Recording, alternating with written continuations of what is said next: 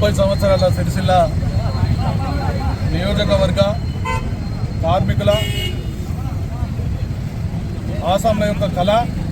ఈరోజు కాంగ్రెస్ పార్టీ ప్రభుత్వం ముఖ్యమంత్రి రేవంత్ రెడ్డి గారు, జౌలి శాఖ మంత్రులు తుమ్మల నాగేశ్వరరావు గారు, ఉమ్మడి జిల్లా సంబంధించినటువంటి మంత్రులు శ్రీధర్ బాబు గారు కానీ, పొన్నం ప్రభాకర్ గారు కానీ, విప్పు ఆది శ్రీనివాస్ గారు కానీ వీరందరి యొక్క చొరవతో సిరిసిల్లలో నువ్వుల డిపోను రాజన్న సిరిసిల్ల జిల్లాకు నూలు డిపోను శాంక్షన్ చేయడం కాకుండా 50 కోట్ల నిధులతో ఈ యొక్క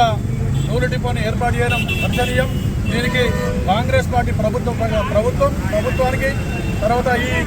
ఈ యొక్క నూలు డిపో ఏర్పాటు చేయడానికి కృషి చేసినటువంటి రేవంత్ రెడ్డి గారికి, మిగతా మంత్రులందరికీ ధన్యవాదాలు తెలియజేస్తూ 30 సంవత్సరాలు